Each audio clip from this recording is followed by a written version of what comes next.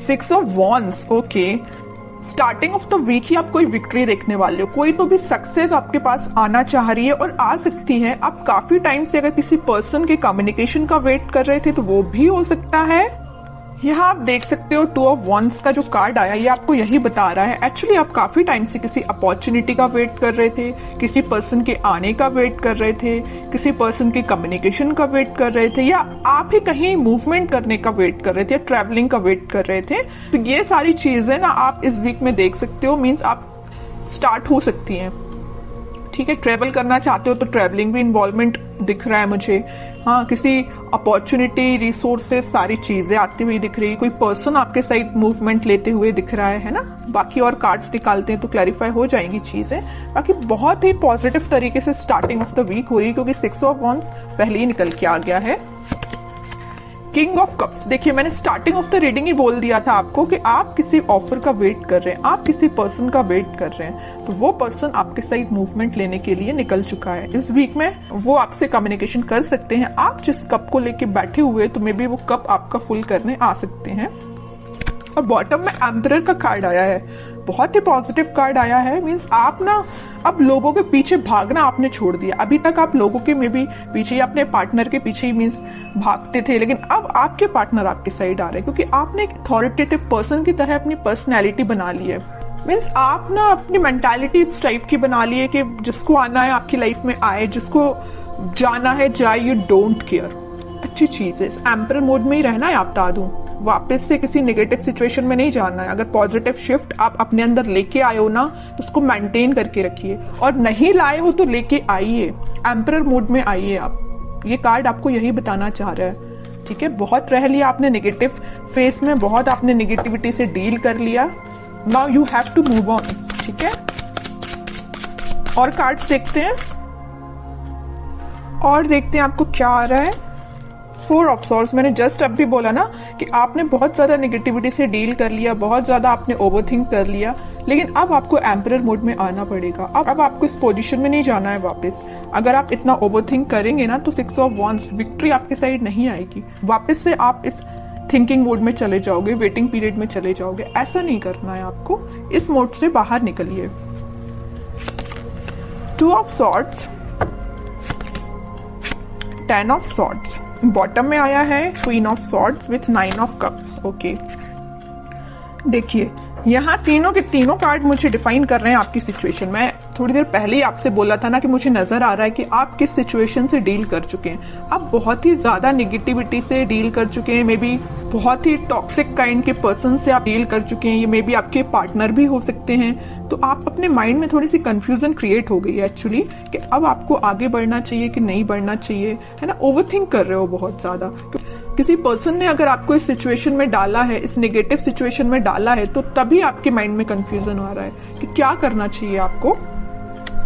लेकिन मैं बता ही चुकी हूँ, स्टार्टिंग ऑफ द रीडिंग ही बोला है, यहाँ पे आपके पार्टनर वापस से आपसे कनेक्ट होने के लिए आ रहे हैं। उन्होंने जरूर आपको 10 ऑफ सॉर्ड की सिचुएशन में डाला, आप जरूर आपने बहुत ओवरथिंक किया, लेकिन आपके पर्सन आपके पास वापस आना चाह रहे हैं। ठीक है, क्यों आना चाह रहे हैं? क्योंकि इनके माइंड में आ गई है क्लैरिटी। देख सकते हो यहाँ पे क्वीन ऑफ सॉर्ड के साथ इनके माइंड में आ गई क्लैरिटी, इनके थॉट्स में क्लैरिटी आ गई। ये अगर इनकी विश, इनकी डिजायर आप हो, अगर ये खुशियां किसी के साथ देख रहे हो तो आप हो। ठीक है, और अगर अभी तक इनके माइंड में क्लैरिटी नहीं आई थी तो इस वीक में क्लैरिटी आ सकती है, तभी वो आपके साइड कोई एक्शन लेने का सोच रहे हैं। क्लैरिटी के साथ दिख रहा है कि आपके पार्टनर के माइंड में जितना भी कंफ्यूजन था वो दूर होते हुए मुझे दिख रहा है। और करियर और जॉब के पर्पज से मैं बताऊं तो कोई तो भी अपॉर्चुनिटी आपके पास आ रही है। आप जिस सक्सेस का काफी टाइम से वेट कर रहे थे वो सक्सेस आप देख सकते हो, या किसी ऑफर का आप काफी टाइम से वेट कर रहे थे, किसी जॉब अपॉर्चुनिटी का, तो वो भी आप देख सकते हो।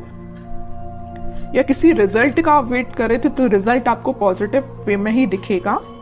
ठीक है, बस एक चीज का आप ध्यान रखिए, आपके माइंड में, अगर मैं स्टडी के बेसिस पे बात करूं या करियर या जॉब या बिजनेस रिलेटेड बात करूं, तो आपके माइंड में मुझे कंसंट्रेशन की थोड़ा सा प्रॉब्लम नजर आ रही है कि आप अपने माइंड को कंसंट्रेट नहीं कर पाते हैं। अगर आप पढ़ने भी बैठे हो ना, किसी काम पे फोकस करने बैठे हो, तो आपका फोकस ज्यादा से ज्यादा 10 to 20 मिनट्स ही रहता है। 10-20 मिनट्स तो मैंने ज्यादा ही बोल दिया। है ना। तो मीन्स आपका कंसंट्रेशन पार नहीं बढ़ पा रहा है, मे बी ये प्रॉब्लम आपके साथ हो सकती है। क्यों नहीं हो रहा है ऐसा? ओवर थिंकिंग इसकी वजह है कि आप पढ़ने बैठे नहीं कि आपके माइंड में 10 टाइप के थॉट्स आना स्टार्ट हो जाते हैं। आप कोई काम को करने बैठे नहीं या किसी स्ट्रेटेजी प्लानिंग बनाने बैठे नहीं कि 10 टाइप के थॉट्स आना स्टार्ट हो गए। ये प्रॉब्लम आपके साथ मुझे दिख रही है, लेकिन मैं आपसे बोलूंगी कि आप इस प्रॉब्लम को दूर कर सकते हैं। थोड़ा सा मेडिटेट करिए, अपने माइंड को शांत रखिए जितना हो सके, ओवरथिंक करना बंद करिए। कोई भी थॉट आता है तो उसको तुरंत चेंज करिए। कि ओवरथिंक को कैसे दूर किया जा सकता है? ओवरथिंक को दूर करने के लिए तो सबसे पहले आप मेडिटेट कर सकते हैं, ठीक है। दूसरी चीज है कि अगर आपके माइंड में कोई नेगेटिव थॉट आया है तो आप उसको वापस से चेंज कर सकते हैं। मतलब किसी दूसरे थॉट को माइंड में लेके आइए कि अभी राइट नाउ आपकी प्रायोरिटी क्या है। कि आपके माइंड में जो नेगेटिव थॉट आया वो प्रायोरिटी है, या कोई पर्सन आपके माइंड में आया तो वो प्रायोरिटी है, कि आपके लिए जो अभी आप काम कर रहे हो वो प्रायोरिटी है। तो अपनी टू डू लिस्ट बनाइए, अपनी प्रायोरिटीज बनाइए लाइफ में, है ना। जब अपनी प्रायोरिटी आप बना लोगे तो आप उस पर काम करना शुरू करोगे, ठीक है। तो आपका कंसंट्रेशन पावर धीरे धीरे करके इंक्रीज होगा। ये मैं सिर्फ स्टडी के पर्पज से नहीं बोल रही हूँ। आप अगर किसी भी काम को करने को जा रहे हो या बिजनेस में भी आप कुछ कर रहे हो तो मीन्स आपके माइंड में क्लैरिटी होना चाहिए।